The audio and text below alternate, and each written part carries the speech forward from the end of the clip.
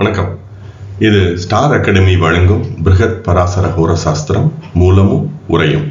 என் பெயர் சாம்பசிவம்.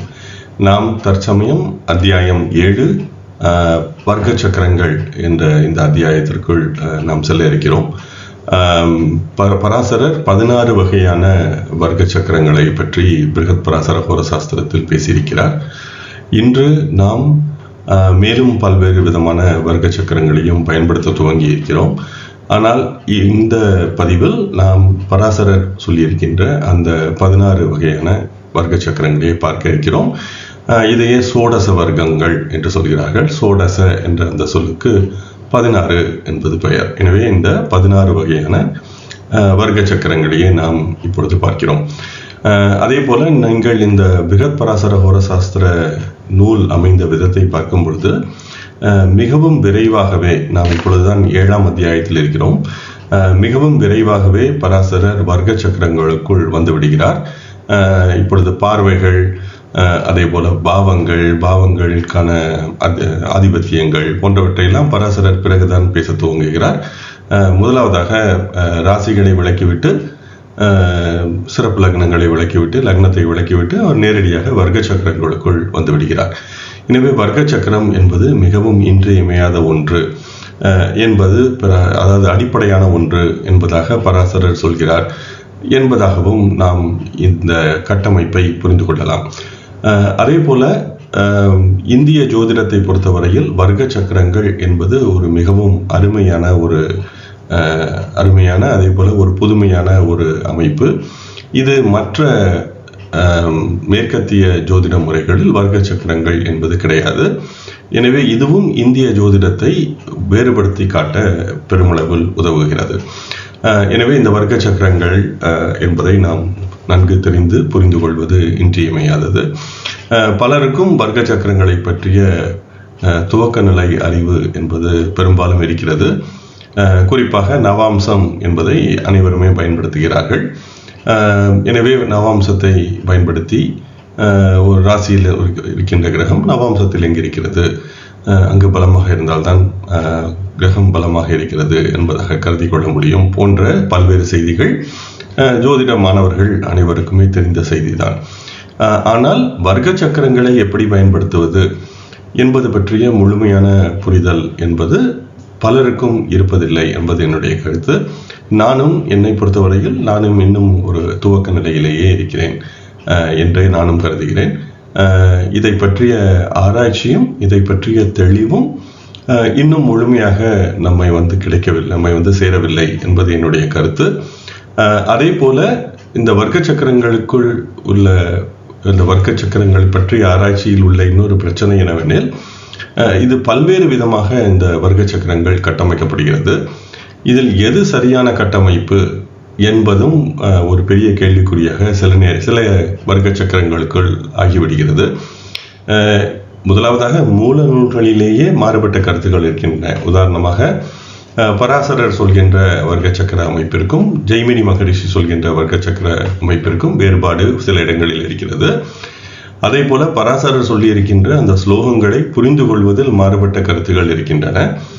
அதை விடுத்து பல்வேறு குருமார்கள் அவர்களுக்கு தோன்றிய வகையிலும் வெவ்வேறு விதமாக இந்த வர்க்க சக்கரங்களை கட்டமைத்திருக்கிறார்கள். எனவே அவர்களுடைய மாணவர்கள் என்னுடைய குரு சொன்னதே சரி என்ற விதமாக அவருடைய வர்க்க சக்கர அமைப்பையே பின்பற்றி அதை முன்னெடுத்து செல்வதால் பொதுவாக எந்த வர்க்க சக்கரம் கட்டமைப்பு என்பது சரியாக இருக்கிறது என்பதில் ஒரு பெரிய கேள்விக்குறி, சரியான ஆராய்ச்சியும் ஒரு ஒருங்கிணைப்பான முயற்சியும் இல்லாததால் இந்த வர்க்க சக்கரங்கள் பற்றிய முழுமையான புரிதல் இல்லாமலே இருக்கிறது என்று நான் கருதுகிறேன். அதே போல இந்த வர்க்க சக்கரங்களை பற்றி பேச துவங்கும் பொழுது இதற்கு எந்த விதமான படத்தை உருவாக்கலாம் என்று நான் தேடிக்கொண்டிருந்த பொழுது என்னுடைய மனதில் தோன்றியது இந்த மேஸ் என்ற, அதாவது ஒரு இடத்திற்குள் நாம் உள்ள அந்த ஒரு புதிர் போன்ற ஒரு கட்டமைப்பிற்குள் நாம் செல்லும் பொழுது வெளியில் வந்து அது நுழைவது எளிதானது, ஆனால் வெளிவருவது மிகவும் கடினமான ஒன்று என்ற விதமாக நாம் தொடர்ந்து இதை தேடிக்கொண்டே உள்ளே சென்று சரியான பாதையை தேட முயற்சிப்போம். அதே போலவே இந்த வர்க்க சக்கரங்கள் ஒரு ஜாதகத்தில் கிரகங்கள் அமைந்த விதத்தை சரியாக புரிந்து கொள்வதற்கு நமக்கு உதவுகின்றன. ஆனால் சில நேரம் நம்மை குழப்பமும் செய்கின்றன என்ற விதமாகவே நான் இந்த மேஸ் என்ற இந்த தீமை தேர்ந்தெடுத்து இந்த வர்க்க சக்கரங்களுக்கு இந்த மேஸ் என்ற இந்த தீமை நான் பயன்படுத்த முடிவு செய்தேன். எனவே இந்த வர்க்க சக்கரங்களை பற்றி திரு PVR நரசிம்மராவ் ஜெகநாத ஹோரா ஆசிரியர் பேசும் பொழுது ஒரு 16 மாடி கட்டிடம் இருக்கிறது.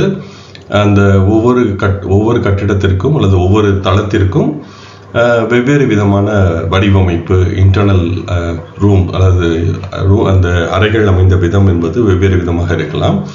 ஆனால் அந்த 16 விதமான அமைப்பையும் சேர்த்து ஒரே அடியாக நாம் ஒரு படத்தில் காட்ட விரும்பினால் நமக்கு அது தெளிவாக புரியாது.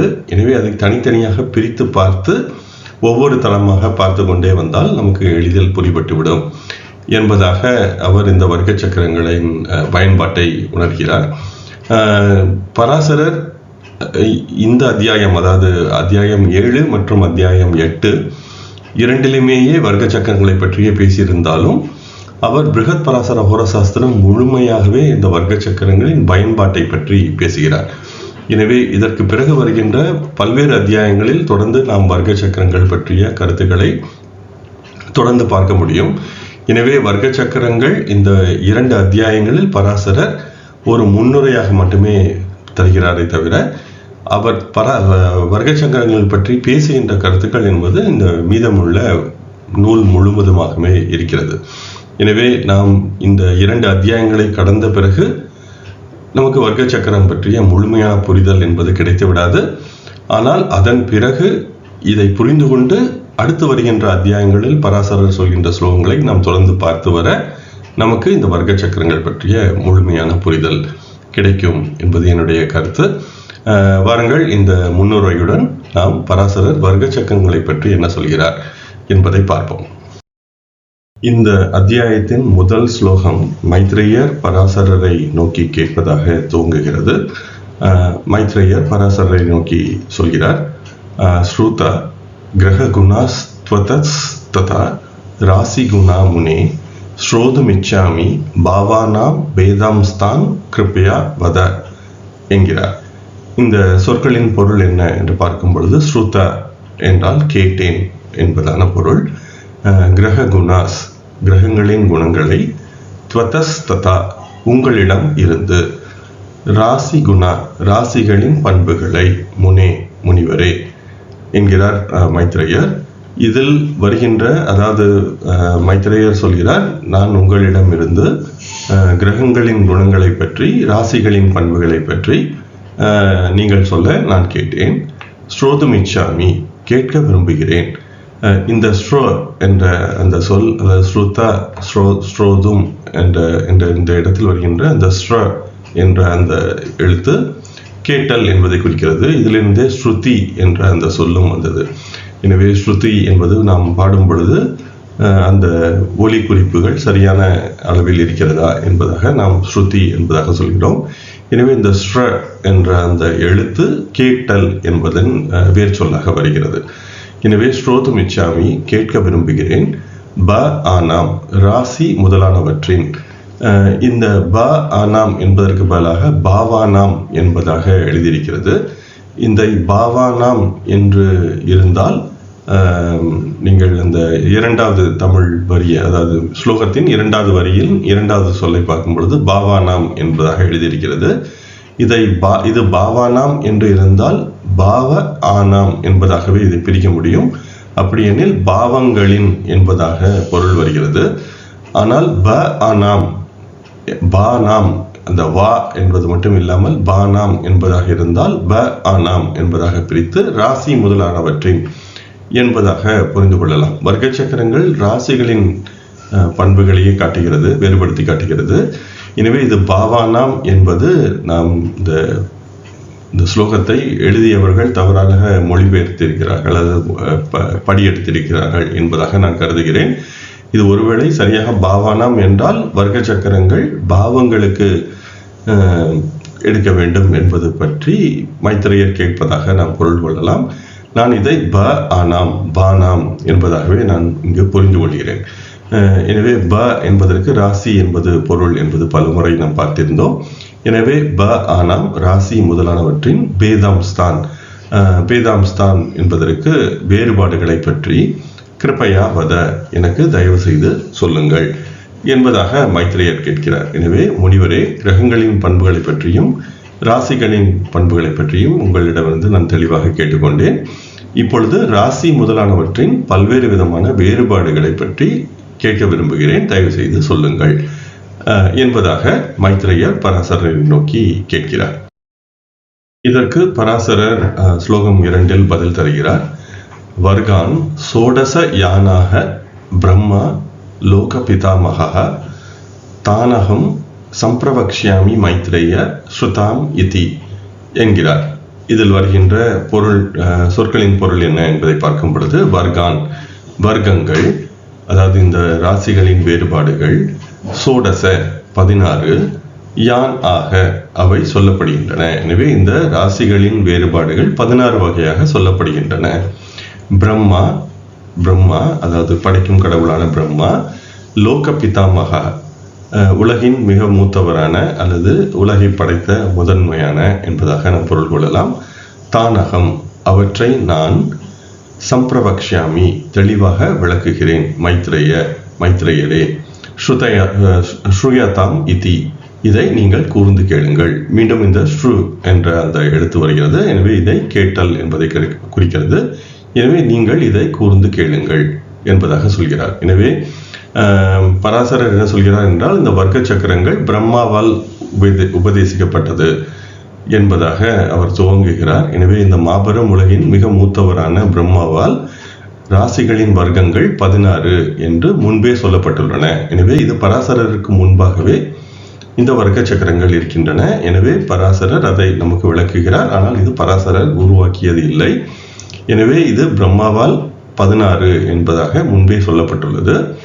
மைத்ரேயரே, அவற்றை நான் இப்பொழுது உங்களுக்கு விளக்குகிறேன், நீங்கள் இதை கூர்ந்து கேளுங்கள் என்பதாக மைத்ரேயருக்கு பராசரர் சொல்கிறார். இதில் முக்கியமான நாம் உணர வேண்டியது என்னவெனில், இது பராசரருக்கு முன்பாகவே இந்த வர்க்க சக்கரங்கள் என்பது இருக்கிறது. எனவே இது பராசரர் உருவாக்கியதில்லை, இதற்கு முன்பாக அவர் பிரம்மா சொல்கிறார் என்பதாக. இங்கு பிருகத் பராசர புரசாஸ்திரத்தில் பராசரர் பல்வேறு இடங்களில் பிரம்மா உபதேசித்தது, அதே போல நாரதர் சொன்னது என்பதாக பல்வேறு இடங்களில் அவர் நமக்கு அவருக்கு முன்பு இருந்த கருத்துக்களை நமக்கு எடுத்துரைக்கிறார். எனவே இந்த இடத்திலும் பராசரர் வர்க்க சக்கரங்கள் அவருடைய காலத்திற்கு முற்பட்டது என்பதை சொல்கிறார் என்பது நாம் உணர்வது இன்றியமையாதது. வாருங்கள், அடுத்து பராசரர் என்ன சொல்கிறார் என்பதை கேட்போம். ஸ்லோகங்கள் 3 மற்றும் 4 பராசரர் இந்த 16 வகையான வர்க்க சக்கரங்களை பெயர்களை எடுத்துரைக்கிறார். அவற்றை பற்றி என்ன சொல்கிறார் என்பதை கேட்போம். க்ஷேத்ரம் ஹோராச்ச திரேஷ்கானஸ் துரியாம்சக சப்தாம்சக நவாம்சோ தசமாம்சஸ்ச சூர்யாம்ச சோடசாம்சக என்கிறார் பராசரர். எனவே இது வர்க்க சக்கரங்களின் பெயர்களை அவர் எடுத்துரைக்கிறார். இதில் என்ன சொல்கிறார் என்றால், க்ஷேத்ரம் என்பதற்கு இடம் என்பது பொருள். எனவே இதை நாம் ராசி என்பதாக பொருள் கொள்ளலாம். எனவே ராசி என்பதையும் க்ஷேத்ர என்பதாக பல இடங்களில் சொல்கிறோம். ஆனால் பொதுவாக க்ஷேத்ரம் என்றால் இடம் என்பது பொருள்.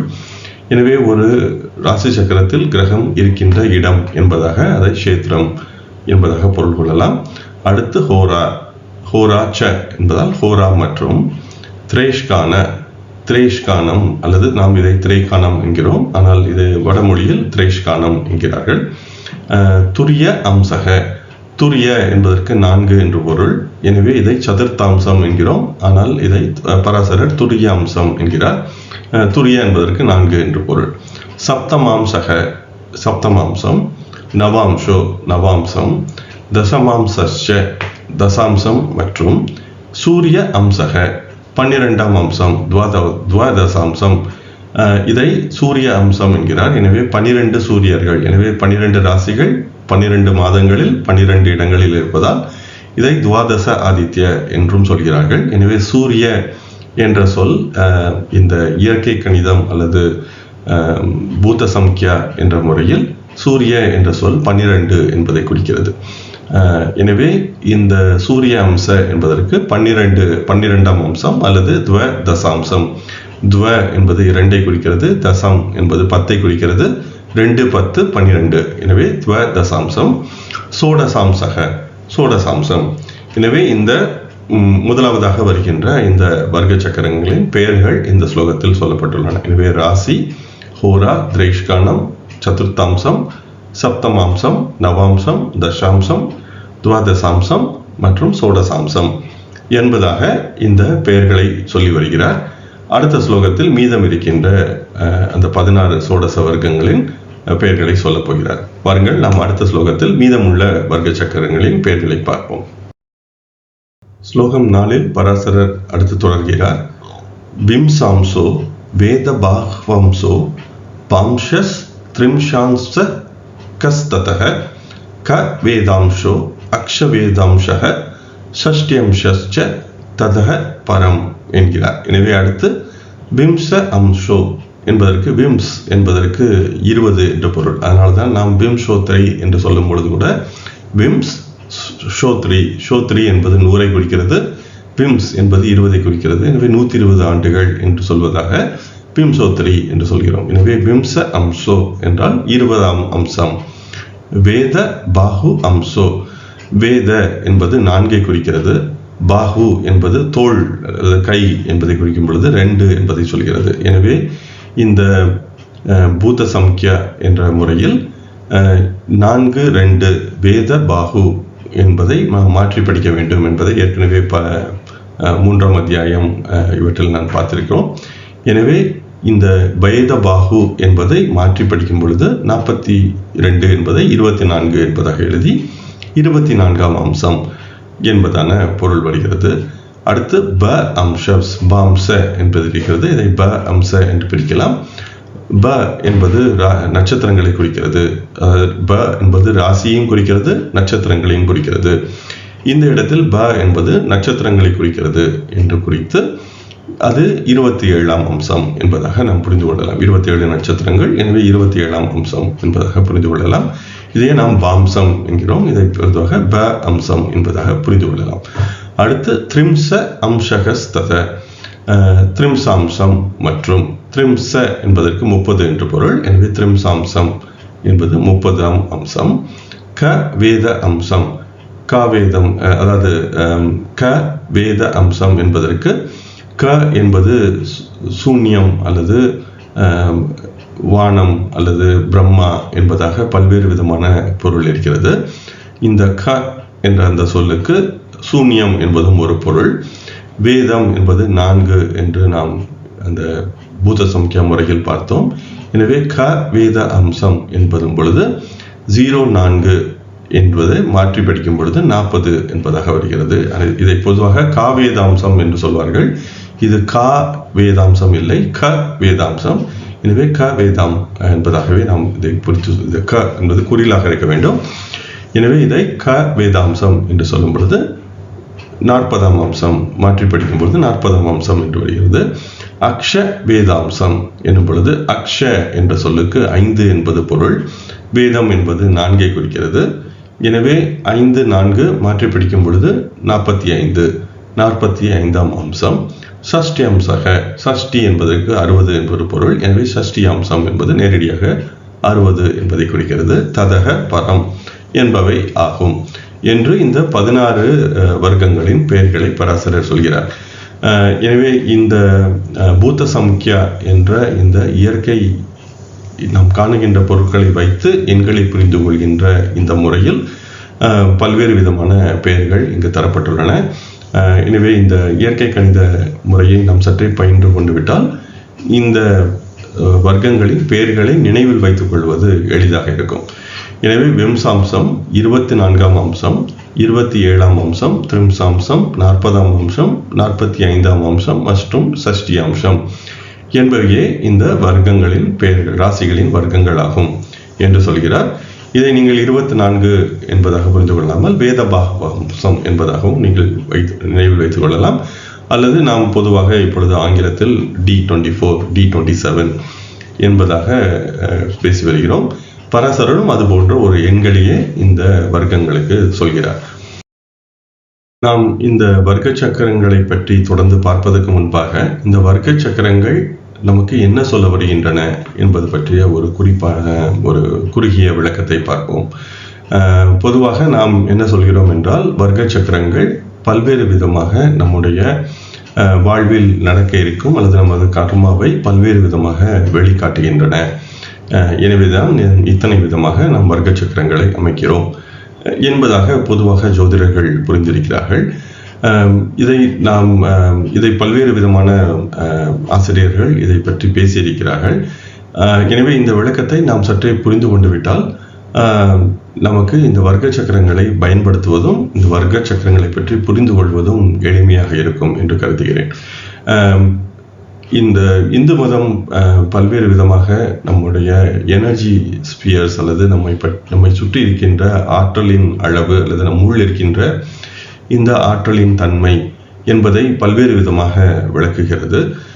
இதில் இந்த பஞ்ச கோஷங்கள் என்று சொல்லப்படுகின்ற 5 விதமான உரைகள் என்பதாகவும் சொல்லப்படுகிறது. நமது தலையணைக்கு உரை என்பதை போடும் பொழுது அந்த தலையணை என்பது பத்திரமாக வைக்கப்படுகிறது என்பது போல இந்த கோஷ என்ற சொல்லுக்கு உரை என்பது பொருள். எனவே இந்த பஞ்ச கோஷங்கள் என்று சொல்லப்படுவது இந்த 5 விதமான உரைகளுக்குள் நம்முடைய இந்த ஆத்மா என்பது அடக்கப்பட்டிருக்கிறது. அல்லது இந்த ஆத்மாவை நாம் 5 விதமான லேயர்ஸ் என்ற தளங்களாக புரிந்து கொள்ளலாம் என்பதாக நாம் இந்து மதம் பேசுகிறது. இதில் முதலாவதான உரை என்னவெனில் அது அன்னமய கோஷம் என்பதாக சொல்லப்படுகிறது. இந்த அன்னமயம் என்பதற்கு உணவால் செயல்படுகின்ற, அன்னம் என்பதற்கு உணவு என்பது பொருள். எனவே உணவால் இயங்குகின்ற கோஷம் அல்லது ஸ்பியர் அல்லது தளம் என்பதாக புரிந்து கொள்ளலாம்.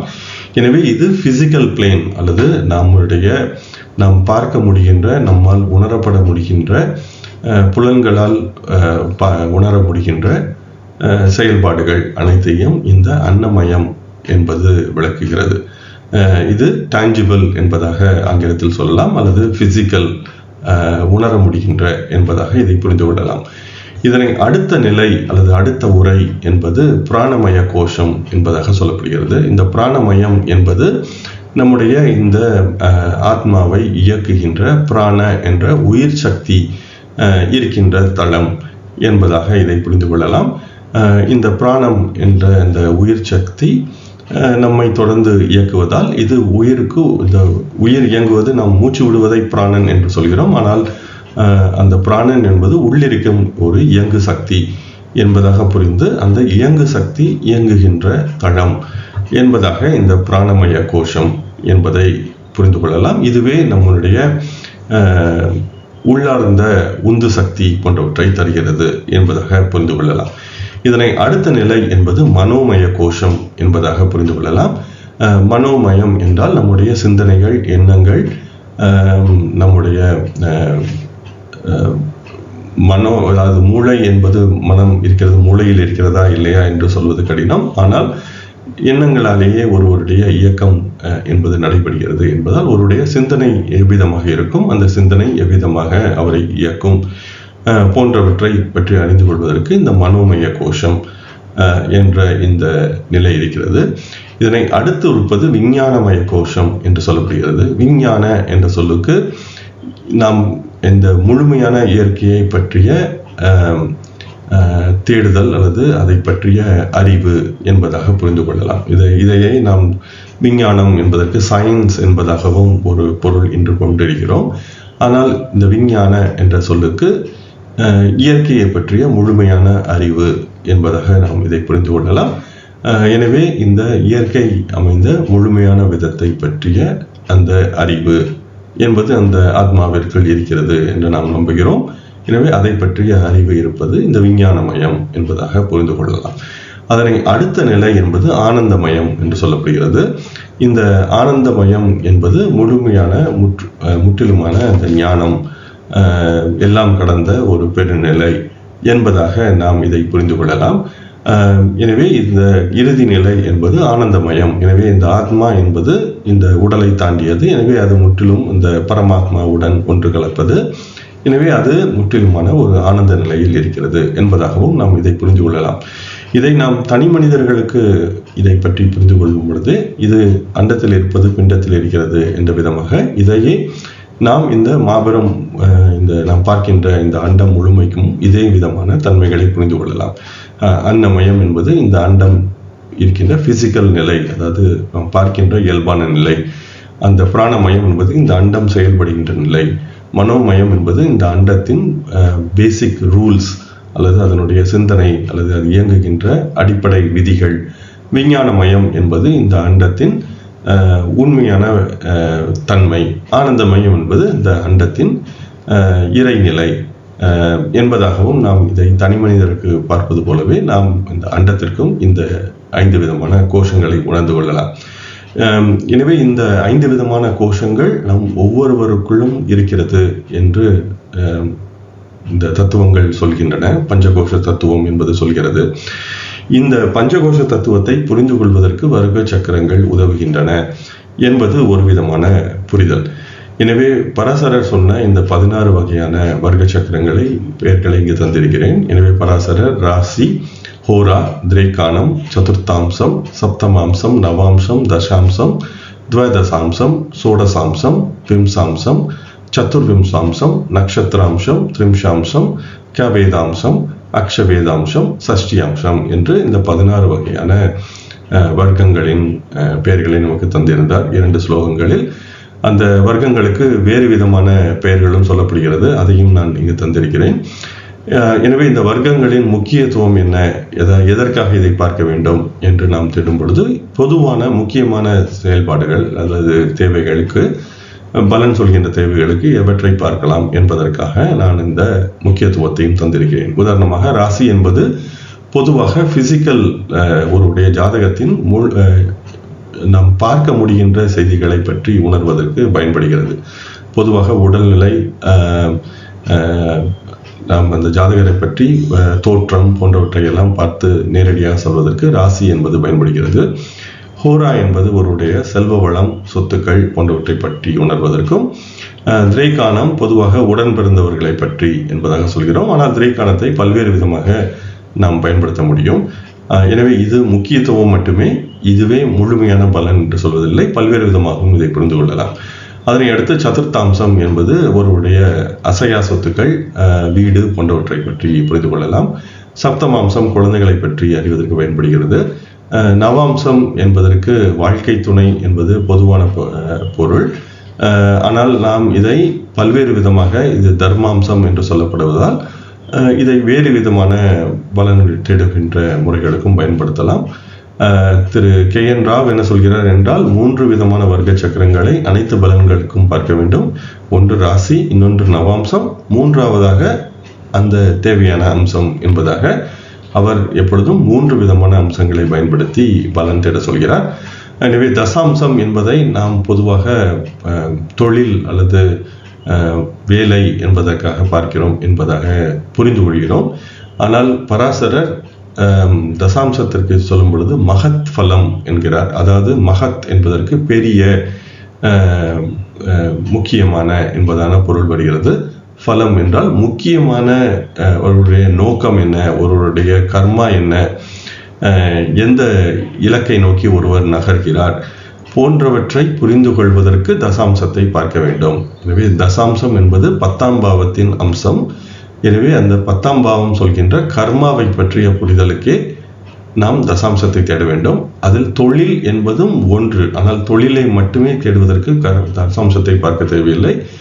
தொழிலையும் மற்றும் ஒருவருடைய வாழ்வின் மிகப்பெரிய நோக்கங்களை புரிந்து கொள்வதற்கும் தசாம்சத்தை தேட வேண்டும் என்பதாக புரிந்து கொள்ள வேண்டும். பராசரர் அதை தொழில் என்று சொல்லவில்லை, மகத் பலம், பெரிய பலன்கள் அல்லது முக்கியமான நோக்கங்கள் என்பதாக அதை புரிந்து கொள்ளலாம். அடுத்து துவதசாம்சம் என்பது பெற்றோரை பற்றி சொல்கிறது.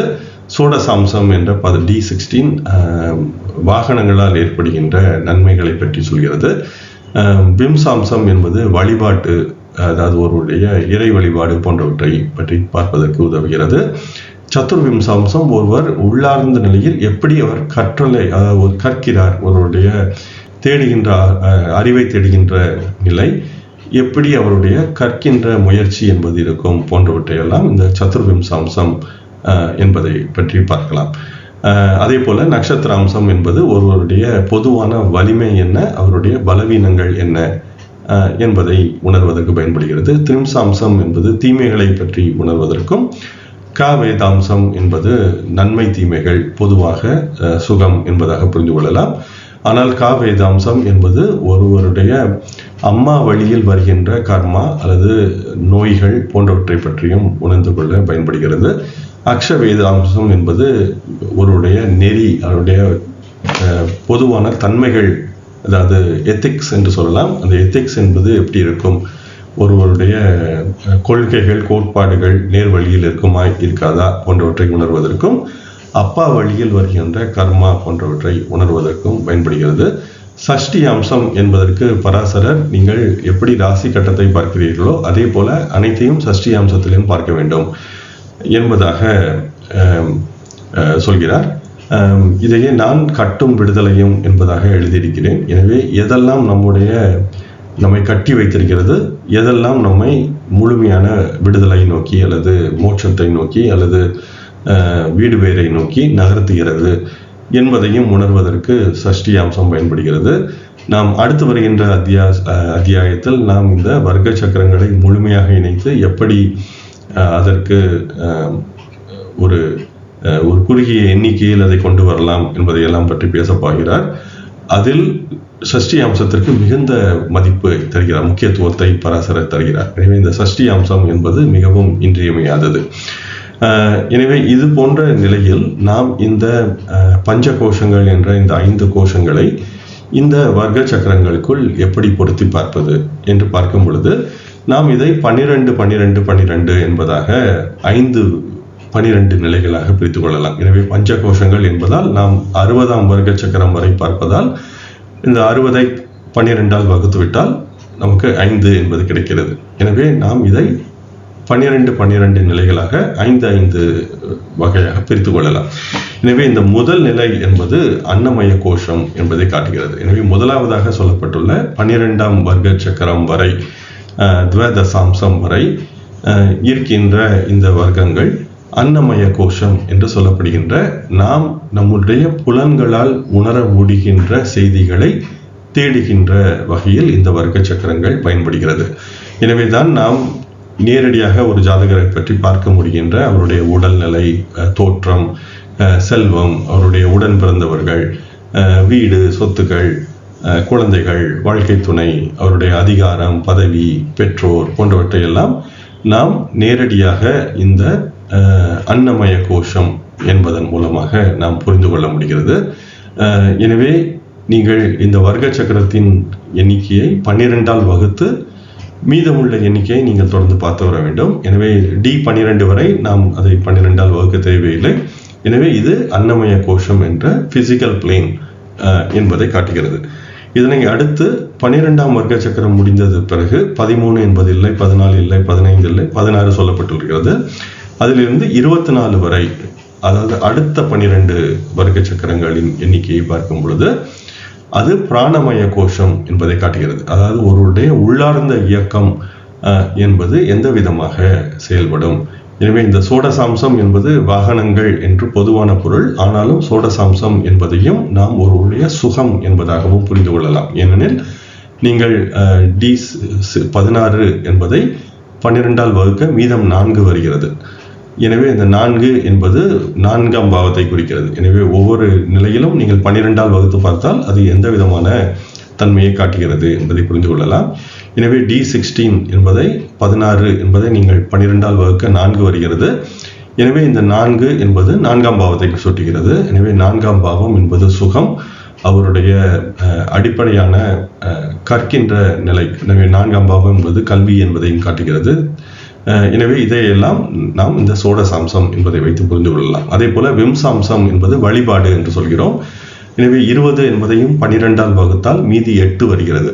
எனவே 8 என்பது 8ஆம் பாவம். எனவே 8ஆம் பாவம் என்பது ஒருவருடைய உள்ளார்ந்த மனநிலை, அவருடைய ஆழ்மன தேடல்கள். எனவே இவருடைய இறை வழிபாடு என்பதையும் அந்த 8 என்பதை காட்டுகிறது. D24 என்பதையும் நீங்கள் 12ஆல் வகுக்க 12 என்று வருகிறது. எனவே ஒரு 12 போக மீதம் இருப்பது இன்னொரு 12. எனவே அந்த 12 என்பது 12ஆம் பாவத்தை காட்டுகிறது. எனவே இந்த 12ஆம் பாவமே ஒருவருடைய கற்றல் என்பதையும் சுட்டுகிறது. எனவே 12ஆம் பாவத்திற்கு பொதுவாக நாம் கற்றல் என்பதை நாம் சொல்வதில்லை.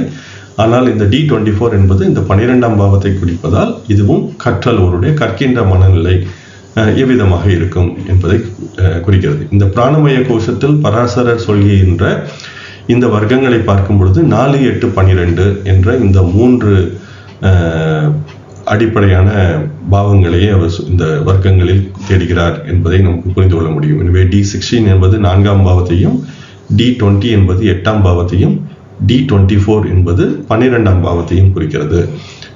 எனவே இதுவே இந்த பிராணமய கோஷம் என்ற இந்த வர்க்கங்கள் நமக்கு சொல்ல வருவது. அடுத்ததாக 3வது நிலையாக 24ஆம் வர்க்கத்திலிருந்து 36ஆம் வர்க்கம் வரை எந்தெந்த வர்க்கங்கள் பராசரர் சொல்லியிருக்கிறார் என்று பார்க்கும் பொழுது D27, அதாவது 27ஆம் வர்க்க சக்கரம் நட்சத்திராம்சம், அதே போல 30ஆம் வர்க்க சக்கரம் திரிம்சாம்சம் என்பதையும் நாம் இங்கு பராசரர் சொல்கிறதை பார்க்க முடிகிறது. எனவே 27 என்பதை நீங்கள் 12ஆல் 2 முறை வகுத்தால் மீதம் இருப்பது 3 என்று வருகிறது. 24 போக மீதம் இருப்பது 3 என்பது முயற்சியை காட்டுகிறது. அதே போல அந்த முயற்சி இன்மையையும் காட்டுகிறது என்பதாக நாம் புரிந்து கொள்ளலாம். எனவேதான் ஒருவருக்கு உள்ளார்ந்த மனோநிலையில், அவருடைய மனோமய நிலையில் அவருக்கு முயற்சி இருக்கிறதா இல்லையா, அல்லது எந்த இடத்தில் அவருடைய பலவீனங்கள் இருக்கிறது, அந்த 3ஆம் பாவத்தை விரித்து உள்ளார்ந்த நிலையில் சென்று பார்ப்பதற்கு நட்சத்திராம்சம் பயன்படுகிறது. எனவே அது 3ஆம் பாவத்தை சுட்டுகிறது. மனோமய கோஷம் என்ற நிலையில் 3ஆம் பாவத்தை சுட்டுகிறது என்பதாக நாம் புரிந்து கொள்ளலாம். அதே போலவே திரிம்சாம்சம் என்று பார்க்கும் பொழுது அதை நீங்கள் 30 என்பதை 2 முறை 12ஆல் வகுத்து விட்டால் மீதம் இருப்பது 6 என்பது வருகிறது. எனவே திரிம்சாம்சம் என்பது 6ஆம் பாவத்தின் தன்மைகளை விளக்குகிறது. மனோமய நிலையில், அவருடைய உள்ளார்ந்த நிலையில் என்ன விதமான தீமைகள் அவருடைய வாழ்க்கையில் நேரிடலாம் என்பதையெல்லாம் நாம் அறிவதற்கு அந்த மனோமய நிலையில் தீமைகளை பற்றி பேசுவதால் திரிம்சாம்சம் என்பது இந்த தீமைகள், பிரச்சனைகள் இவற்றையெல்லாம் பற்றி அறிவதற்கு மிகவும், நோய்கள் போன்றவற்றையெல்லாம் அறிவதற்கு மிகவும் இன்றியமையாத ஒரு அம்சமாகும். அதனை அடுத்து நாம் பார்ப்பது இந்த 36 முடிந்து 37லிருந்து 48 வரை பராசரர் என்ன விதமான வர்க்கங்களை தந்திருக்கிறார். எனவே இந்த விஞ்ஞானமய கோஷம் என்று சொல்லப்படுகின்ற இந்த கோஷத்தில் 2 வர்க்க சக்கரங்கள் பராசரரால் சொல்லப்பட்டிருக்கிறது. ஒன்று க வேதாம்சம் என்று சொல்லப்படுகின்ற 40ஆம் வர்க்க சக்கரம். எனவே இதை நீங்கள் 3 முறை 12ஐ கழித்து விட்டால் 4 என்பது மீதம் இருக்கிறது. எனவே தான் இதை சுகம் என்பதாக பொருளாக புரிந்து கொள்ளலாம். அதே போல 4 என்பது அம்மாவையும் குறிக்கிறது. எனவே அம்மாவின் வழியில் வருகின்ற ஜெனட்டிக் டிசீசஸ் அல்லது அந்த ஜீன்களால் வருகின்ற பிரச்சனை போன்றவற்றை எல்லாம் இந்த D40 என்ற வர்க்க சக்கரத்தில் தேட முடியும். அதே போல ஒருவருடைய கர்மாவையும் இந்த வர்க்க சக்கரத்தின் மூலம் பார்க்கலாம். அதே போல அக்ஷவேதாம்சம் என்று சொல்லப்படுகின்ற D45 என்பதையும் 3 முறை நீங்கள் 12ஐ கழிக்க 9 என்பது கிடைக்கிறது. எனவேதான் 9 என்பது ஒருவருடைய நெறி அல்லது எத்திக்ஸ் என்பதை பற்றியும் காட்டுகிறது. அதே போல தந்தை வழியில் வருகின்ற ஜெனட்டிக் டிசீசஸ் போன்றவற்றையும் நாம் இந்த கர்மாவின் வழியில் இந்த D45 என்பதில் தேட முடியும். இறுதியாக சஷ்டி அம்சம் என்பது இந்த ஆனந்தமய என்ற கோஷத்தில் பார்க்க முடியும். D60 என்பதையும் நாம் 12ஆல் வகுக்க 12ஆம் பாவத்தையே இந்த D60 என்பதையும் காட்டுகிறது. எனவேதான் இந்த 12ஆம் பாவம் என்பது ஒருவருடைய மோட்சம் என்பதையும் குறிக்கிறது. அதாவது ஒருவர் இந்த கர்மாவால் இந்த உலகில் கட்டுண்டிருப்பாரா, அல்லது அவருக்கு வீடு வேறு கிடைக்குமா, அல்லது எந்த விதமான கர்மாவால் வருகின்ற பிரச்சனைகள் அவருடைய வாழ்வில் இருக்கும் என்பதையெல்லாம் பார்ப்பதற்கு இந்த சஷ்டி அம்சம் என்ற இந்த 12ஆம் பாவத்தை ஆனந்தமய கோஷத்தில் தேடுகின்ற இந்த வர்க்க சக்கரம் பயன்படுகிறது. எனவே இந்த பஞ்ச கோஷங்கள் என்பதை நாம் தெளிவாக புரிந்து கொண்டு விட்டால் இந்த வர்க்க சக்கரங்கள் எந்த விதமாக நமக்கு பயன்படுகின்றன, அதை எப்படி பயன்படுத்துவது என்பது பற்றிய ஒரு தெளிவான புரிதலும் நமக்கு கிடைக்கும். இதை போலவே பல்வேறு இன்றைய ஜோதிடர்கள் மேலும் பல வர்க்க சக்கரங்களை உருவாக்குகிறார்கள். ஆனால் அதையெல்லாம் பராசரர் விளக்கவில்லை. ஜெய்மினி மகரிஷி மேலும் சில வர்க்கங்களை பற்றி பேசியிருக்கிறார். ஆனால் இந்த இடத்தில் நாம் பராசரர் சொல்கின்ற வர்க்கங்களையே பார்க்க இருப்பதால் நாம் அவற்றை பற்றி இந்த இடத்தில் பார்க்க போவதில்லை. எனவே இந்த பஞ்ச கோஷங்கள் என்பதை இந்த வர்க்க சக்கரங்களுடன் பொருத்தி பார்த்து ஒவ்வொரு வர்க்க சக்கரத்தையும் எப்படி பயன்படுத்துவது என்ற தேடலும் நமக்கு பயனுள்ளதாக இருக்கும் என்பது என்னுடைய கருத்து.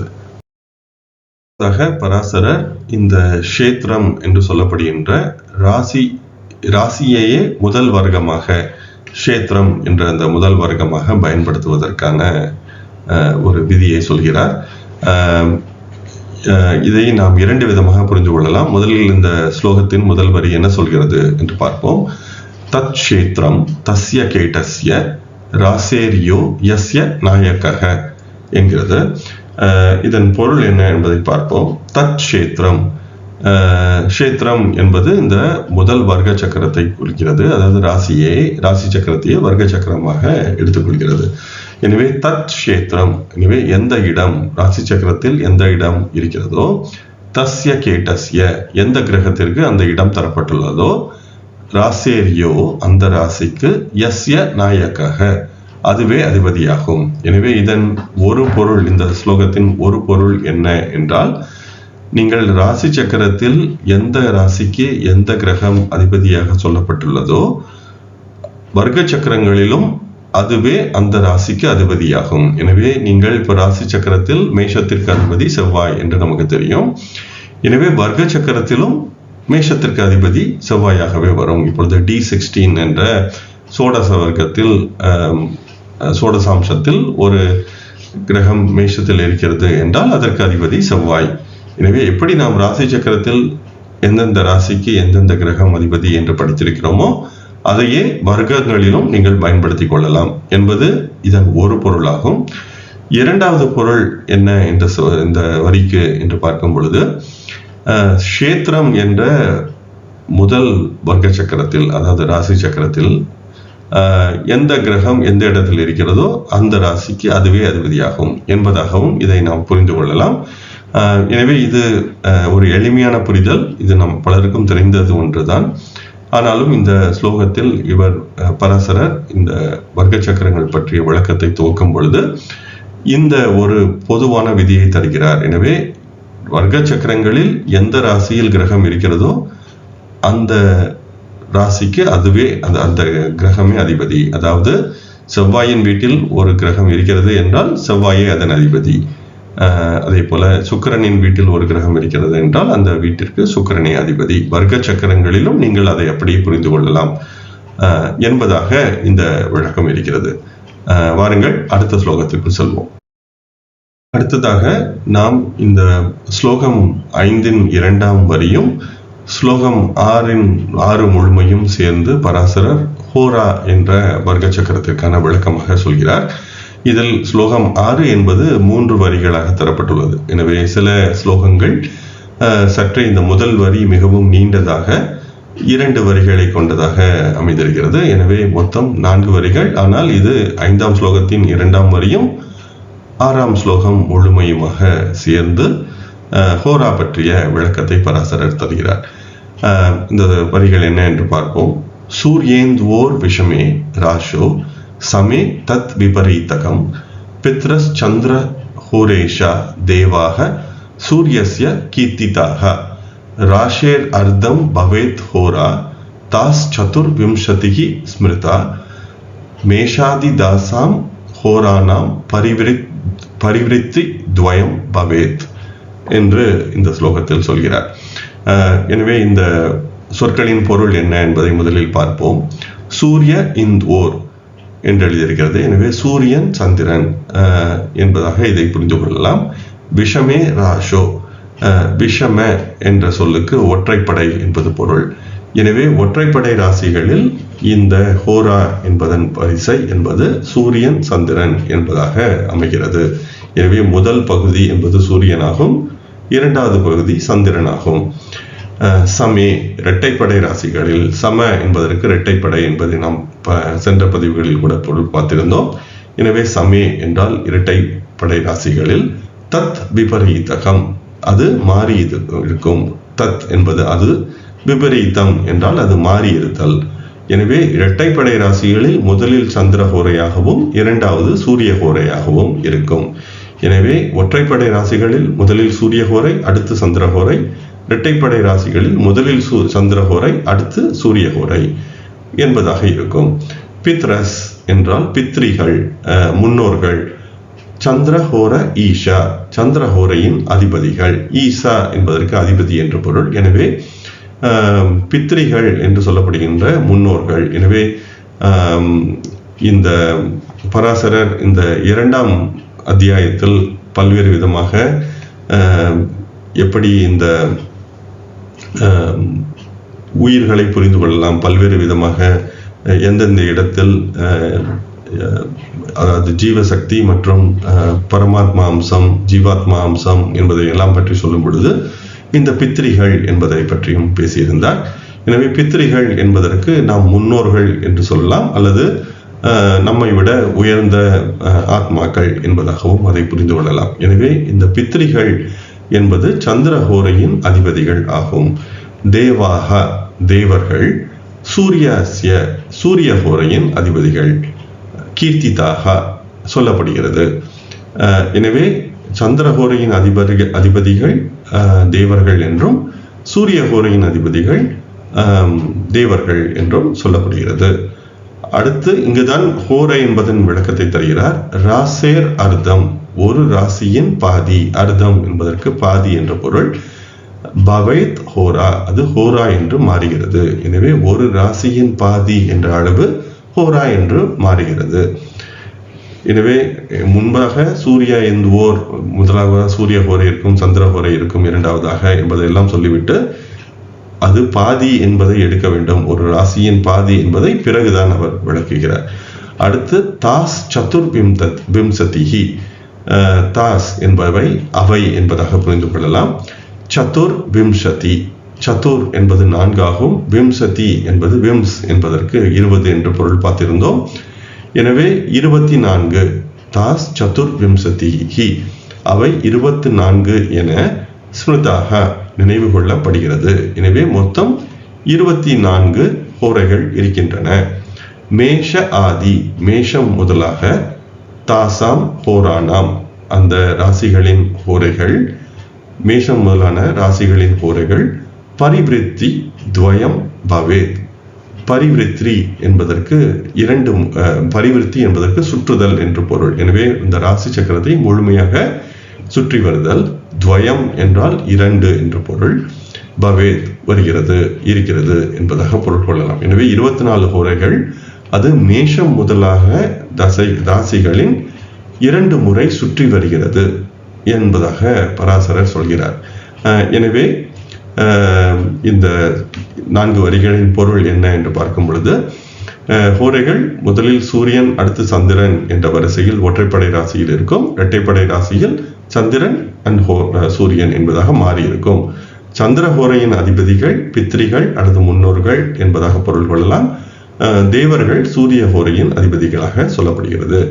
அதே போல ராசியின் பாதி ஹோரா. மொத்தம் 24 ஹோரைகள்.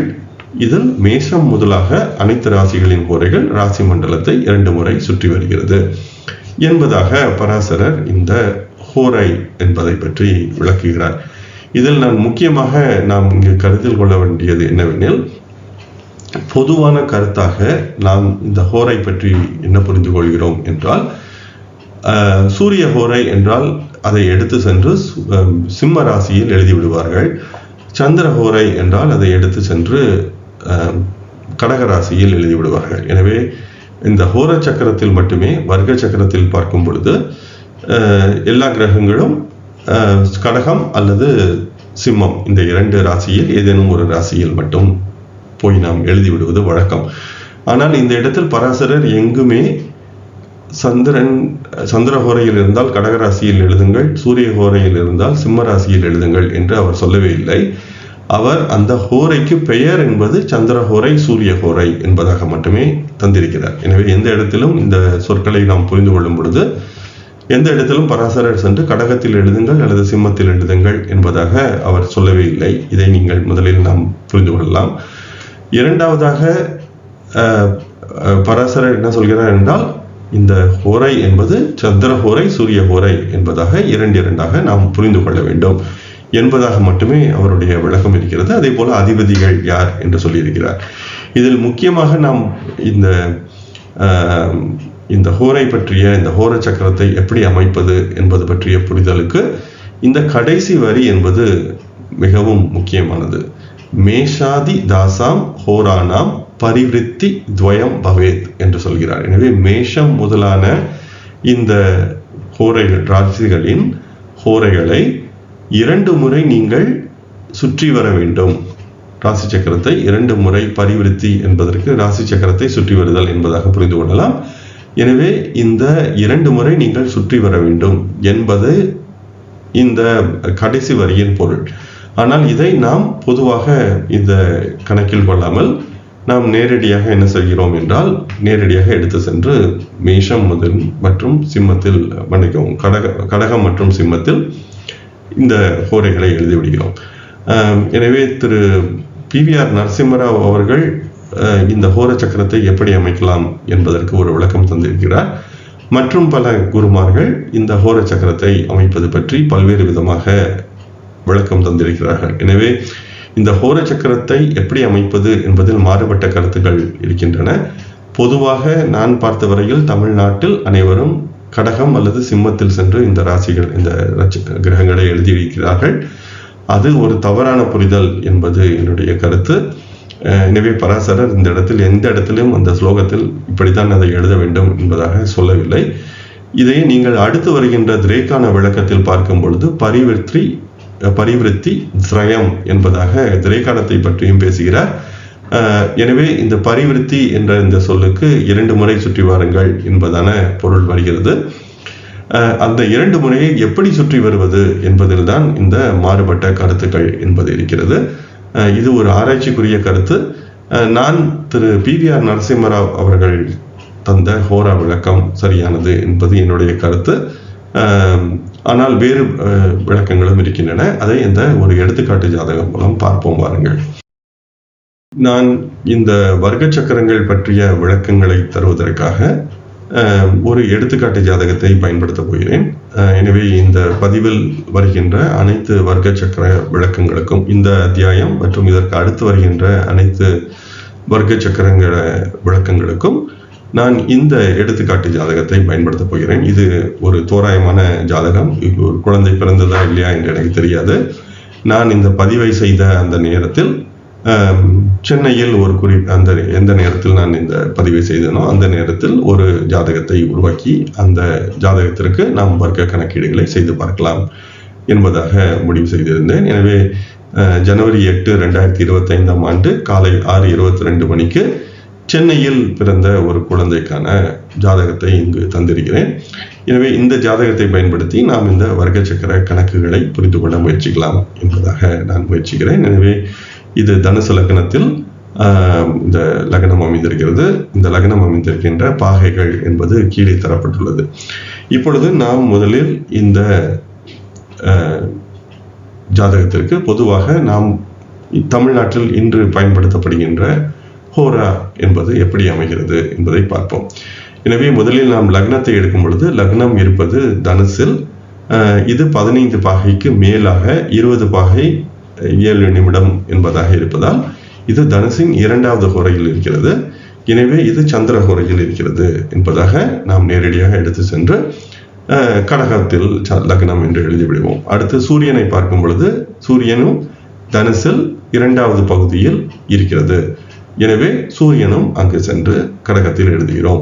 சந்திரன் இருப்பது மேஷத்தின் முதல் 15 பாகைக்குள் இருக்கிறது. 7 பாகை 23 கலை என்பதாக இருப்பதால் சந்திரன் மேஷத்தின் முதல் ஹோரையில் இருக்கிறது.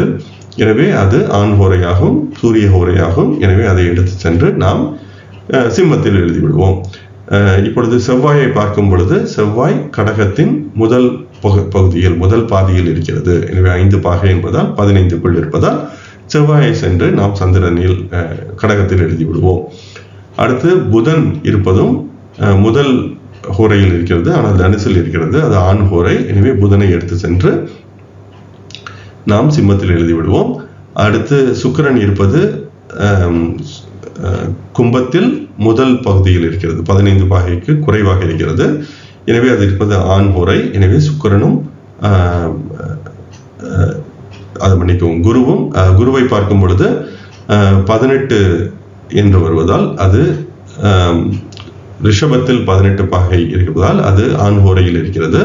15 பாகைக்கு மேல் இருப்பதால் இரண்டாவதாக ஆண் ஹோரை வரும் அல்லது சூரிய ஹோரை வரும். எனவே குரு எடுத்து சென்று நாம் சிம்மத்தில் எழுத வேண்டும். அடுத்து சுக்கிரன் இருப்பது கும்பத்தில் 10 பாகை 56 கலை என்பதால் முதல் ஹோரையில் இருக்கிறது. கும்பத்தின் முதல் ஹோரை என்பது சூரிய ஹோரை ஆகும். எனவே சுக்கிரனும் நாம் எடுத்து சென்று சிம்மத்தில் எழுதுவோம். சனி இருப்பது 20 கும்பத்தின் 20 பாகை என்பதால் அது இரண்டாவது ஹோரை இருக்கிறது, அது பெண் ஹோரை ஆகும். எனவே சனி கடகத்தில் எழுதுவோம். அடுத்து ராகு 6 பாகை மீனத்தின் முதல் ஹோரை என்பது பெண் ஹோரை ஆகும், சந்திர ஹோரை ஆகும். எனவே அதை நாம் எடுத்து சென்று கடகத்திலும், கேதுவும் கன்னியின் முதல் பகுதியில் இருப்பதால் கேதுவும் சந்திர ஹோரையிலே இருக்கிறது என்பதாக பொதுவாக நாம் இந்த ஹோரா சக்கரம் என்பதை நாம் எழுதுவது வழக்கம். இப்படி ஒரு ஹோரா சக்கரம் அமைக்க வேண்டும் எனில் ராசி சக்கரம் என்பது தேவையில்லை. எனவே ஒரு 2 காலங்களாக அல்லது 2 பகுதிகளாக நாம் நேரடியாக கடகத்தில் எழுத வேண்டிய கிரகங்கள், சிம்மத்தில் எழுத வேண்டிய கிரகங்கள் என்பதாக நேரடியாகவே நாம் எடுத்து சென்று எழுதி கொண்டிருக்க முடியும். இப்படி ஒரு ராசி சக்கரம் போன்றவற்றை எல்லாம் அமைத்து இப்படி ஒரு ஹோரா சக்கரத்தை அமைக்க வேண்டிய தேவை என்பது இல்லை. எனவே இது ஹோரா சக்கரம் என்று சொல்ல முடியாது. எனவே இங்கு ஒரு சக்கரம் என்பது இல்லை. 2 ராசிகளில் அனைத்து கிரகங்களும் எழுதப்படுகின்றன. எனவே இதை பற்றிய இப்படி ஒரு விளக்கத்தை பராசரர் தரவில்லை. எனவே இது ஒரு தவறான ஹோரா அமைப்பு. எனவே தமிழ்நாட்டில் நாம் பொதுவாக பயன்படுத்துகின்ற இந்த ஹோரா, தமிழ்நாடு மட்டுமல்லாமல் இந்தியா முழுமையும் பல்வேறு ஆசிரியர்கள் இது போன்ற ஒரு ஹோராவை பயன்படுத்துகிறார்கள். ஆனால் எங்குமே பராசரர் இது போன்ற ஒரு ஹோராவை அமைக்க வேண்டும் என்று சொல்லவில்லை. எனவே இது தவறான ஹோரா என்பது என்னுடைய கருத்து. அடுத்து வேறு வகையாக ஹோரா சக்கரத்தை எப்படி அமைப்பது என்பதை நாம் பார்ப்போம். இதற்கு நாம் 2 விதமாக இதை புரிந்து கொள்ளலாம். ஒன்று, இதற்கு பல்வேறு 2-3 விதமான ஹோரா அமைப்புகள் இருக்கின்றன. முதலில் இப்பொழுது மேஷ ராசியை எடுத்துக்கொண்டால், மேஷத்தில் ஒரு கிரகம் இருக்கிறது என்றால், இப்பொழுது சந்திரன் மேஷத்தில் இருக்கிறது, இது முதல் ஹோரையில் இருக்கிறது என்றால் அங்கேயே மேஷத்திலேயே அந்த கிரகம் இருக்கும். ஒருவேளை சந்திரன் 2வது ஹோரையில் மேஷத்தில் இருக்கிறது என்றால் அது பெண் ஹோரை. எனவே அதை சென்று நாம் ரிஷபத்தில் எழுதலாம். எனவே ரிஷபம் என்பது மேஷத்திற்கு அடுத்த ராசி என்பதால் அது 2வது ராசி என்பதால் ஒருவேளை மேஷத்தின் 2வது பகுதியில் சந்திரன் இருந்தால் அங்கு ரிஷபத்தில் சென்று ஹோரா சக்கரத்தில் எழுதுவோம். ஒருவேளை ரிஷபத்தின் முதல் பகுதியில் சந்திரன் இருக்கிறது என்றால் அது ரிஷபத்திலேயே இருக்கும். ஒருவேளை ரிஷபத்தின் 2வது பகுதியில் சந்திரன் இருக்கிறது என்றால் அதை எடுத்து சென்று மிதுனத்தில் எழுதுவார்கள். எனவே இது ஒரு ஆண் ராசி என்றால் ஆண் ஹோரை அதே ராசியில் இருக்கும், பெண் ஹோரை அதற்கு அடுத்த ராசியில் இருக்கும். பெண் ராசி என்றால் முதல் ஹோரை அதே ராசியில் இருக்கும், அடுத்த ஹோரை அடுத்த ராசியில் இருக்கும். இது ஒரு விதமான முறை. இதுவும் ஒரு சரியான முறை என்று கருதுகிறேன். ஆனால் இதையும் மாற்றி வேறு ஒரு முறை இருக்கிறது. அதுவே இந்த பரிவிருத்தி துவயம் என்ற முறைக்கு பொருந்தி வருகிறது. அதுதான் திரு PVR நரசிம்மராவ் அவர்கள் சொல்லியிருக்கிறார். எனவே அது சரியான முறை என்பது என்னுடைய கருத்து. ஆனால் இது போன்று ஆண் ஹோரை ஆண் ராசியில் அதே ராசியிலும், அதற்கு அடுத்து வருகின்ற பெண் ஹோரை 2வது ராசியிலும், பெண் ராசியில் பெண் ஹோரை அதே ராசியிலும், ஆண் ஹோரை அதற்கு அடுத்த ராசியிலும் போகும் என்பதும் ஒரு முறை இருக்கிறது என்று நாம் தெரிந்து கொள்ளலாம். அடுத்ததாக இன்னொரு முறை என்ன சொல்கிறது என்றால், ஆண் ஹோரை, அதாவது இப்போது மேஷத்தின் ஆண் ஹோரை என்பது அதே இடத்தில் இருக்கும், மேஷத்தின் பெண் ஹோரை என்பது அதன் 7ஆம் ராசிக்கு போகும் என்பதாகவும் ஒரு முறை இருக்கிறது. எனவே சந்திரன் இப்பொழுது மேஷத்தின் ஆண் ஹோரையில் இருந்தால், முதல் ஹோரையில் இருந்தால் அங்கேயே இருக்கும், 2வது ஹோரையில் இருந்தால் அது நேரடியாக துலாத்திற்கு போகும் என்பதாகவும் ஒரு முறை இருக்கிறது. ஆனால் துலாம் என்பதும் ஆண் ராசி என்பதால் இது சரியான முறை இல்லை என்பது என்னுடைய கருத்து. 3வது முறையே சரியானது திரு PVR நரசிம்மராவ் சொல்வது. அது என்ன என்று பார்க்கும் பொழுது, இந்த பரிவிருத்தி துவயம் என்பதால் 2 முறை ராசி மண்டலத்தை சுற்றி வாருங்கள் என்பதால் அவர் இந்த மேஷம் முதல் கன்னி வரையிலான ராசிகளை 12 ராசிகளுக்கு பொருத்தி வருகிறார். அதே போல துலாம் முதல் மீனம் வரையான 6 ராசிகளை 2வது சுற்றாக கொண்டு வருகிறார். எனவே இப்பொழுது மேஷத்தின் முதல் 2 ஹோரைகள் மேஷம் ரிஷபத்தில் இருக்கும், ரிஷபத்தின் 2 ஹோரைகள் மிதுனம் கடகத்தில் இருக்கும், மிதுனத்தின் 2 ஹோரைகள் சிம்மம் கன்னியில் இருக்கும், கடகத்தின் 2 ஹோரைகள் துலாம் மற்றும் விருச்சிகத்தில் இருக்கும், மேஷத்தின் 2 ஹோரைகள் தனுசு மற்றும் மகரத்திலும், கன்னியின் 2 ஹோரைகள் கும்பம் மற்றும் மீனத்திலும் இருக்கும். அதை அடுத்து துலாத்தின் 2 ஹோரைகள் மேஷம் ரிஷபத்தில் போகும், விருச்சிகத்தின் 2 ஹோரைகள் மிதுனம் மற்றும் கடகத்திற்கு போகும். எனவே 2 ஹோரைகளாக ராசிகளை அவர் சுற்றி வரும் பொழுது மொத்தம் நாம் மீனம் வரை போகும் பொழுது 12, அதாவது 2 சுற்றுகள் முடிந்திருக்கும். 24 ஹோரைகள் 12 ராசிகள், எனவே 2 சுற்று என்பதாக திரு PVR அவர்களுடைய ஹோரா விளக்கம் இருக்கிறது. இது சரியான விளக்கம் என்று நான் கருதுகிறேன். எனவே இந்த 3 விதமான ஹோரா கணக்கீடுகளையும் விளக்கி இருக்கிறேன். இதில் எது உங்களுக்கு சரியாக இருக்கிறது என்று நீங்கள் தேடி பார்த்துக் கொள்ளுங்கள். நான் இந்த இடத்தில் திரு PVR அவர்களுடைய விளக்கம் எப்படி வருகிறது என்பதையும் காட்ட இருக்கிறேன். இந்த ஹோராவை நீங்கள் தேர்ந்தெடுக்க வேண்டும் என்றால் ஜெகநாத ஹோராவில் சென்று உமா சம்பு என்பதாக US என்பதாக ஒரு ஹோரா இருக்கிறது.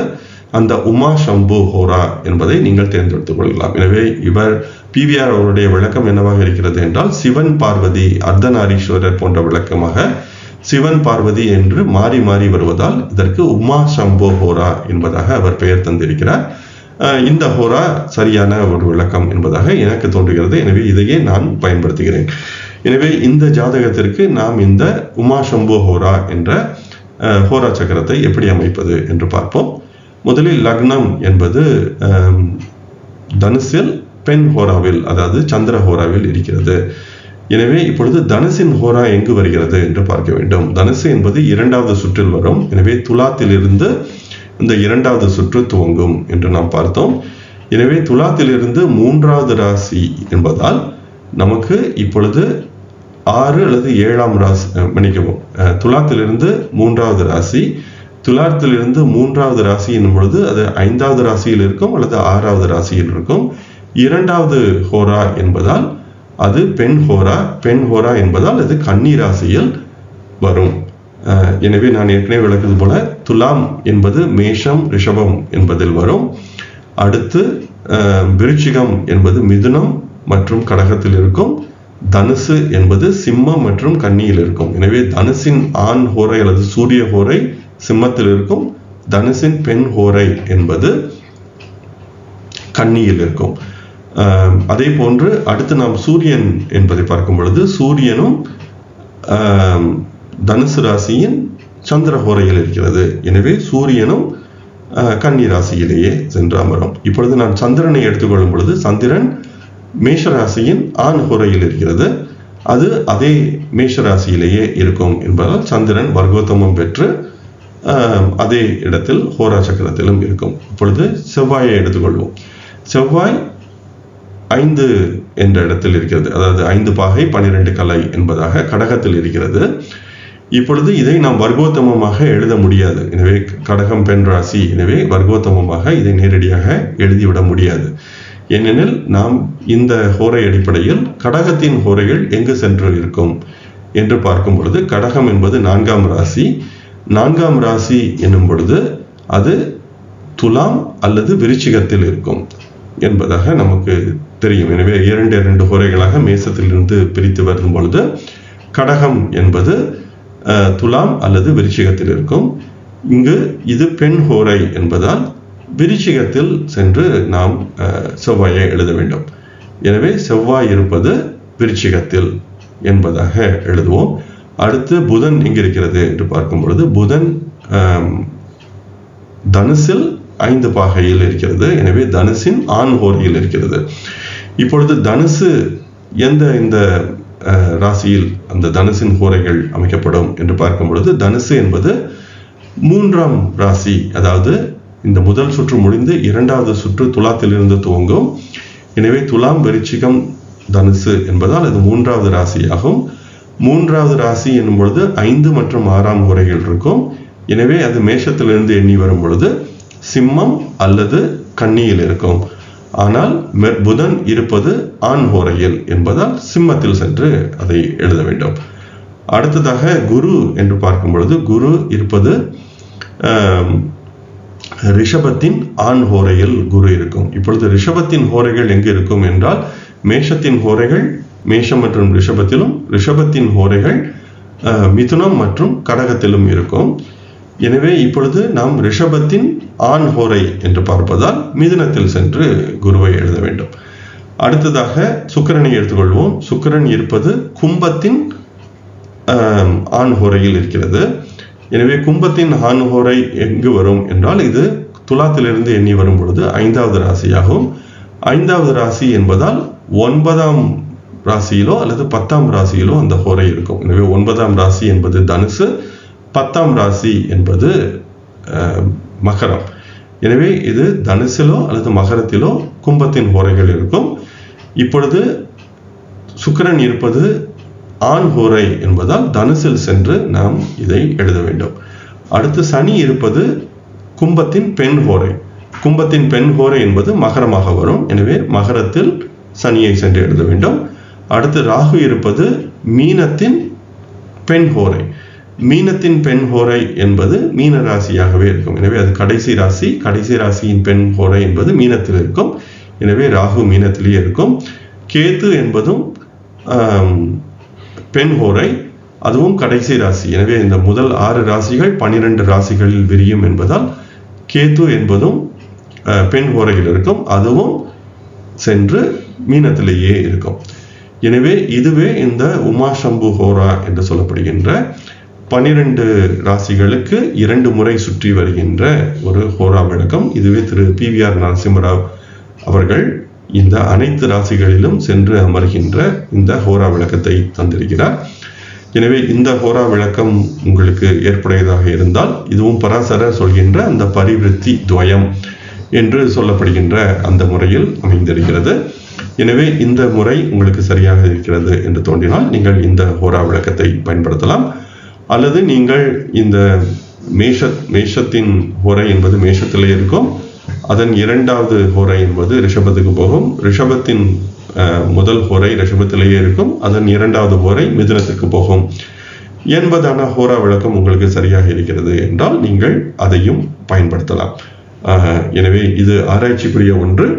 நான் இந்த பரிவிருத்தி துவயம் என்ற அமைப்பு 2 முறை சுற்றி வர வேண்டும் என்று பராசரர் சொல்லியிருப்பதால் இந்த ஹோராவே 2 முறை சுற்றி வருகிறது. நான் இந்த மேஷத்தின் முதல் ஹோரை மேஷம், 2ஆம் ஹோரை ரிஷபம், அதே போல ரிஷபத்தின் முதல் ஹோரை ரிஷபம், அதன் 2ஆம் ஹோரை மிதுனம் என்ற அமைப்பு 2 முறை சுற்றி வராது, ஒரே முறைதான் சுற்றி வரும். எனவே 2 முறை சுற்றி வர வேண்டும் என்ற அமைப்பில் பராசரர் சொல்லியிருப்பதால் இந்த அமைப்பை 2 முறை சுற்றி வருகிறது என்பதால் இது சரியான முறை. இந்த பரிவிருத்தி துவயம் என்ற அமைப்பு இதுவே சரியான அமைப்பு என்பது என்னுடைய கருத்து. எனவே நான் இந்த ஹோரா சக்கரத்தையே பயன்படுத்துகிறேன். ஸ்லோகங்கள் 7 மற்றும் 8 பராசரர் திரேகானம் அல்லது திரேஷ்கானம் என்ற இந்த 3வது வர்க்க சக்கரத்தின் விளக்கத்தை தருகிறார். முதலில் இந்த ஸ்லோகம் என்ன என்று பார்ப்போம்.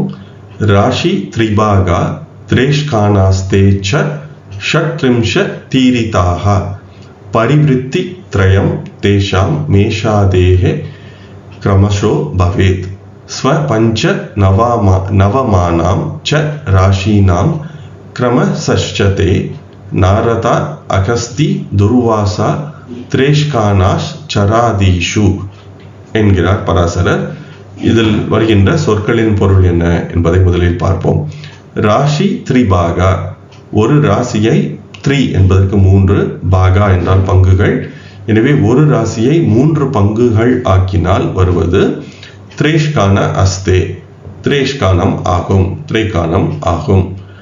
ஷட் த்ரிம்ஷத், ஷட் என்பது 6, த்ரிம்ச என்பது 30, எனவே 36.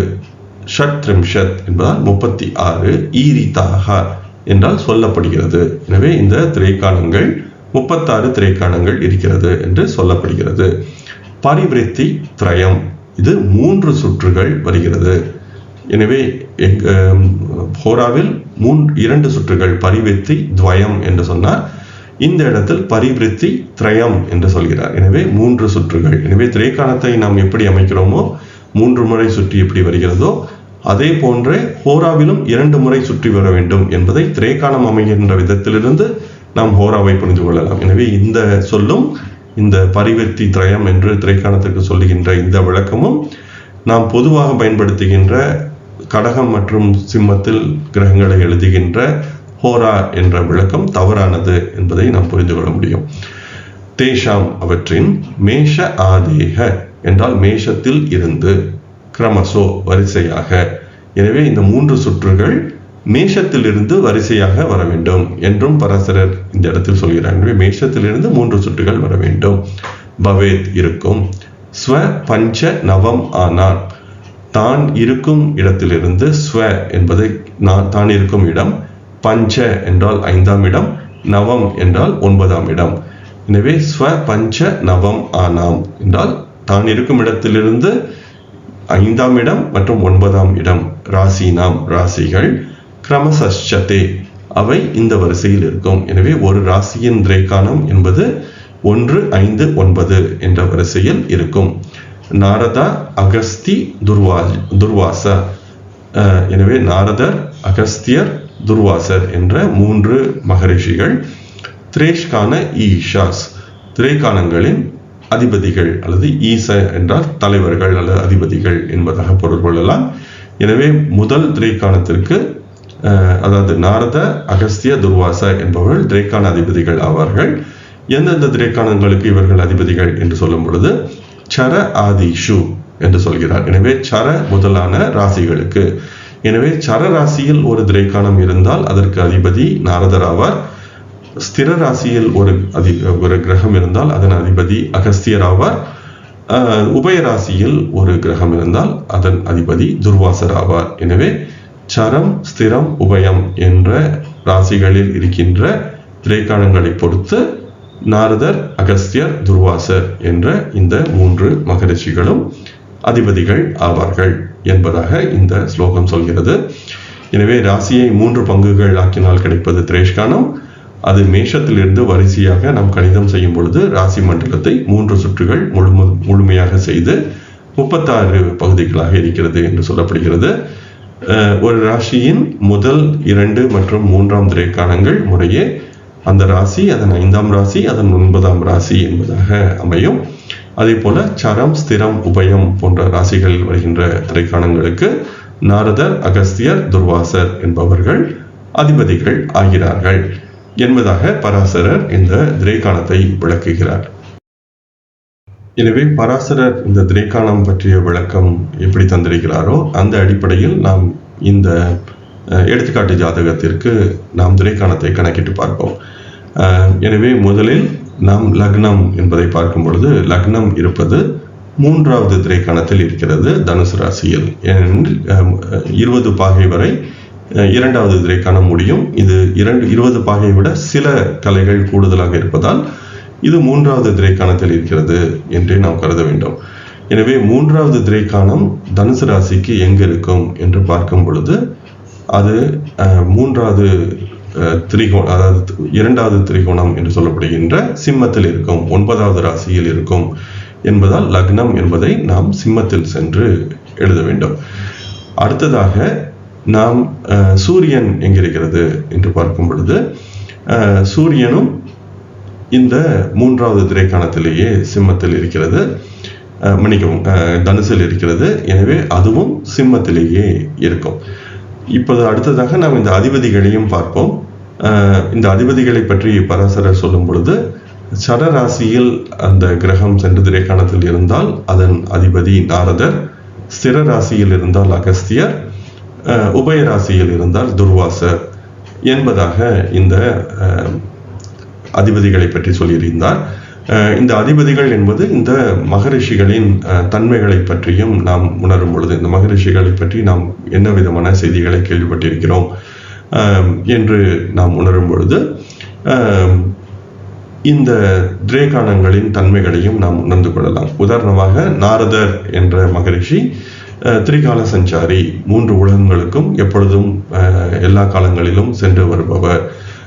அதே போல கலகமூட்டுபவர், அதே போல ஒவ்வொரு இடத்திலும் சென்று ஏதேனும் ஒரு நன்மை தரும் பொருட்டோ அல்லது விளையாட்டிற்காகவோ ஏதேனும் கலகங்கள் செய்பவர் என்பதாகவெல்லாம் நாம் நாரதர் பற்றிய, எப்பொழுதுமே விஷ்ணுவின் நாமத்தை உச்சரிப்பவர் என்பதாகவெல்லாம் நாம் நாரதர் பற்றிய கருத்துக்களை படித்திருக்கிறோம். இப்பொழுது அகஸ்தியர் என்று சொல்லும் பொழுது, அகஸ்தியர் என்பவர் ஒரு குறுகிய உருவம் கொண்டவர், அதே போல அவர் மிகப்பெரிய ஆற்றல் கொண்டவர். எனவே புராண கதைகள் என்ன சொல்கிறது என்றால், சிவனின் திருமணத்திற்காக அனைவரும் சென்று வடக்கில் சென்றிருக்கும் பொழுது பூமியின் நிலையை சமன் செய்வதற்காக அவரை தெற்கு நோக்கி செல்ல படைத்தார். அதே போல அவர் கடலை எடுத்து குடித்து விட்டார் என்பதெல்லாம் நாம் அகஸ்தியர் பற்றிய சொல்லப்படுகின்ற புராண கதைகளாகும். எனவே மூர்த்தி சிறியதாக இருந்தாலும் கீர்த்தி பெரியது என்ற விதமாக மிகப்பெரிய ஆற்றல் படைத்த முனிவர் என்பதாக இந்த அகஸ்தியர் பற்றி நாம் கேள்விப்பட்டிருக்கிறோம். துர்வாசர் என்ற முனிவரை பற்றி பார்க்கும் பொழுது, அவர் மிகவும் கோபக்காரர். எடுத்ததுக்கெல்லாம் அவர் சாபம் என்பதை பலருக்கும் கொடுத்திருக்கிறார். எனவே அவருக்கு மூக்கிற்கு மேலே கோபம் இருக்கும். அதே போல அனைவரும் அவரை கண்டு பயப்படுவார்கள் என்பதெல்லாம் இந்த துர்வாசர் என்ற அந்த முனிவரை பற்றிய நமக்கு தெரிந்த செய்திகள். எனவே இந்த தன்மைகளை இந்த திரேகானங்களுக்கு நாம் பொருத்தி பார்க்கலாம். அதே போல எந்த கிரகம் இருக்கிறது, அது எந்த வீட்டில் சென்று அமர்கிறது, அந்த வீடு எந்த விதமான திரேக்கான அதிபதியை கொண்டது என்பதை வைத்து இந்த திரேக்கானங்களை நாம் புரிந்து கொள்ள முயற்சிக்கலாம். வாருங்கள், அடுத்து சந்திரன் எங்கு இருக்கிறது என்று பார்க்கும் பொழுது, சந்திரன் இருப்பது முதல் திரேக்கானத்தில் மேஷராசியில் இருக்கிறது என்பதால் வர்க்கோத்தமமாக சந்திரன் அதே ராசியில் இருக்கும். அது சரராசி என்பதால் அதன் அதிபதி நாரதர் ஆவார். அடுத்ததாக செவ்வாய் என்பதை பார்க்கும் பொழுது, செவ்வாய் இருப்பது கடகத்தில் இருக்கிறது. கடகத்தில் இருப்பதால் செவ்வாய் அங்கேயே இருக்கும்.